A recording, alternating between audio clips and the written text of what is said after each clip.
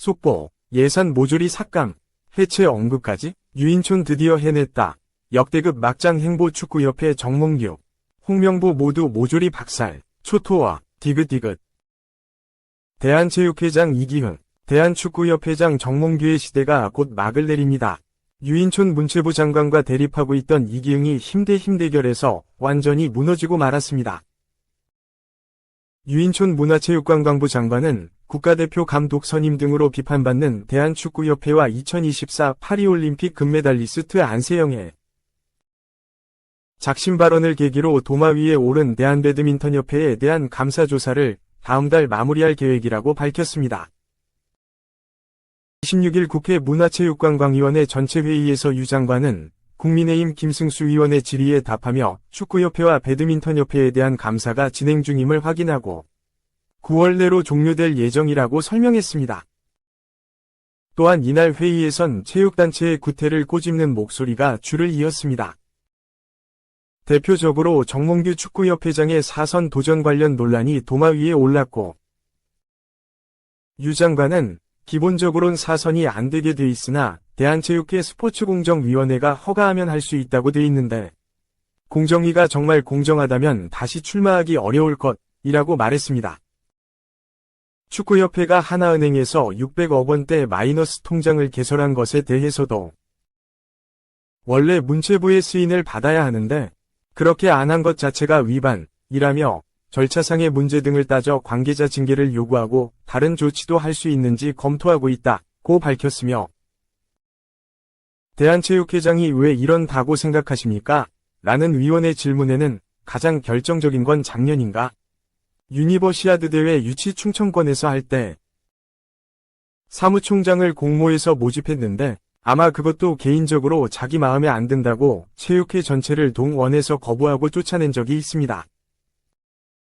그 자리가 지금 없어졌죠. 결국은 이런 일이 그동안에 계속해왔기 때문에 아마 본인도 그냥 그런 것이 자연스럽게 그냥 되지 않았나 라며 답했고 한 국가의 축구대표팀을 이끄는 감독 선임이라면 그 절차적으로 후보자 선정 서류 심사, 후보자 압축 프리젠테이션, 심층 면접 등의 검증 절차를 제대로 거쳐서 최종 후보를 선임해야 하지 않겠습니까?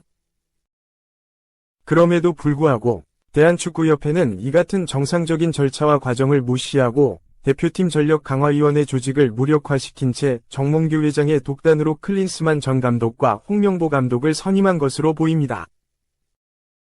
이에 대한 장관님의 생각은 어떠십니까? 라는 질문에는 그런 규칙을 정해놓은 것도 협회거든요. 그 과정을 다 이렇게 하겠다고? 근데 결국은 본인들 스스로가 그 과정을 안 지킨 거기 때문에요. 그거는 뭐 확실하게 지켜야 된다고 생각하고요. 이번에 뭐 어떤 그 결과에 따라서 안 지켜진 부분이 있다면 그건 정확하게 저희가 지적을 할 생각입니다. 라고 했으며 정몽규 축구협회 회장의 사퇴에 대해서 장관님의 생각은 어떻습니까? 라는 질문은 아마 거기도 지금 네 번째 하겠다고 지금 말이 나오는 거거든요. 근데 기본적으로는 안 되게 되어 있습니다. 근데 인제 아까 말한 스포츠공정위원회에서 허가를 하면 할 수 있다. 이렇게 돼 있거든요. 그래서 그건 아마 공정위원회가 정말 공정하다면 다시 출마하기가 어려울 겁니다. 라고 하였습니다. 유인촌 장관은 체육과 체육인을 생각하는 정책이면 되는데 낡은 관행과 오래된 습관이 남아있고 체육이 정치 조직화에 있다고 생각한다. 라며 견해를 밝히며 그동안 여러 상황이 발생했고 여러 번 의견도 냈는데 진도가 잘 안 나갔다. 당분간 큰 국제적인 경기가 없기 때문에 이번부터 체육정책의 전반적인 개혁을 잘 정리하겠다. 라고 강조했습니다. 유인촌 장관은 이날 오전 회의에 참석했던 이기흥 회장이 일정상 자리를 비운 오후 질의에선 어떻게 해서 체육회가 이렇게 괴물이 됐는지 저는 잘 모르겠다. 라고 직격하기도 했습니다. 이들의 힘겨루기는 이뿐만이 아닙니다. 이기흥은 대한체육을 갉아먹는 악질 중의 악질입니다. 횡령부터 직권남용 등 수없는 범죄를 저지르고도 떳떳하게 자리를 지키고 있는데 2024년 5월 31일 제31차 이사회를 통해 임원의 연임 제한 폐지를 결의하면서 문제는 해당 규정이 만들어진 게 얼마 되지도 않은데 다 경기단체를 사유화할 수 있다는 이유로 인해 최대한 연임을 줄이겠다는 의도였는데 이를 없애자는 것은 다시금 경기단체 특정 단체장의 사유화가 불가피한 상황이 되어버렸습니다.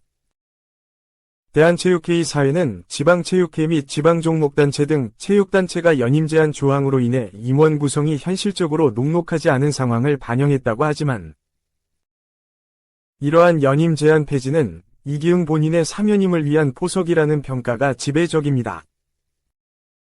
그 이유는 이기흥의 경우 2선까지 한 상황에서 3선을 해야 하는데 현재 가지고 있는 IOC 위원의 나이 제한인 70세가 바로 2025년인지라 현재 연임 제한 조항을 통해서는 차기 회장 출마가 불가능해지기 때문입니다. 그러나 상급기관이자 최종 승인 권한을 가진 문화체육관광부 유인촌 장관이 이기흥의 규정에 대한 체육회 임원 연임 제한 폐지 조항이 결정된다면 조항을 허락하지 않을 것이라고 강도 높은 입장을 밝히며 사실상 불허를 내린 상황이라 강대치가 열리고 있었습니다. 이기흥이 지역은 회장을 모셔오기도 어려워 차질을 빚고 있다면서 자신은 연임 관련해서 제외할 테니 다른 사람에게라도 연임 제한을 폐지해달라 라고 자제하는 태도로 요청하자 유인촌은 지역의 상황이 힘들다는 것을 알고 있으면서 연임 제한 규정은 사유화 방지 차원에서 만든 규정이라 안 된다 라며 반대했습니다. 한마디로 문체부는 연임 제한 폐지는 안 된다며 여전히 반대 입장이라 상황이 변한 것은 없습니다. 유인촌 장관은 폐지하고 싶으면 하라면서 대신 정부 지원금 4,200억을 모조리 삭감해버리겠다는 초강수를 두었기에 이기흥은 자신의 자리를 지킨다면 선수들이 엄청난 피해를 받을 것입니다. 역시나 논란의 축구협회장 정몽규 회장 보금자리인 축구협회도 분해됩니다. 지난 4월 올림픽 출전의 관문이었던 23세 이하 아시안컵 8강에서 대표팀 2. 홍명보 팔레스타인표 공격축구 윙손으로 넘는다. 논란 속에 남자 축구대표팀 지휘봉을 잡은 홍명보 감독이 10년 만에 대표팀 복귀전에서 승리를 노린다. 2026 국제축구연맹 북중미 월드컵 아시아 3차 예선 첫 상대 팔레스타인이 약체로 분류되지만 특유의 공격축구로 저력 있는 팀인 만큼 방심은 금물이다. 한준희 해설위원은 4일 국민일보에 팔레스타인은 현재 어느 때보다 좋은 세대를 구축하고 있다. 며 양측면 윙어들의 드리블 능력이 위협적이고 윙백들 역시 오버래핑이 날카롭다. 지난 아시안컵에서도 상당히 선전한 상당히 공격적인 팀이라고 경계했다. 한국과 팔레스타인이 A 대표팀으로 맞붙는 건 이번이 처음이다. 피파 랭킹 96위 팔레스타인은 한국 23위. 보다 객관적 전력에선 밀리지만 얕잡아 볼 수 없는 상대다. 지난 카타르 아시안컵에서의 활약이 특히 인상적이었다.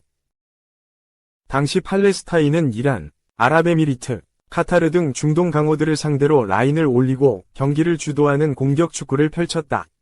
밀집 수비로 선수비 후역습을 노리는 다른 약체팀과는 상반되는 전술로 이목을 끌었다. 이번엔 유럽파 선수들을 위주로 최정예 멤버를 꾸리기도 했다. 오데이 다바그, 샤를루아, 오오마르 파라이, 무스타파 지단, 로센보르그, 아타 자베르, 네프치 바쿠 등 쟁쟁한 선수들이 다수 포진해 있다. 이중 경계 대상 1호는 팔레스타인의 간판 공격수 다바그다. 지난 아시안컵에서 3골을 터뜨린 그는 지난 2차 예선에서도 3골을 기록했다. 한 위원은 이민자 가정에서 태어난 유럽 태생 선수가 많고 에이스 다바그는 포르투갈과 벨기에 리그에서 검증된 선수라고 짚었다.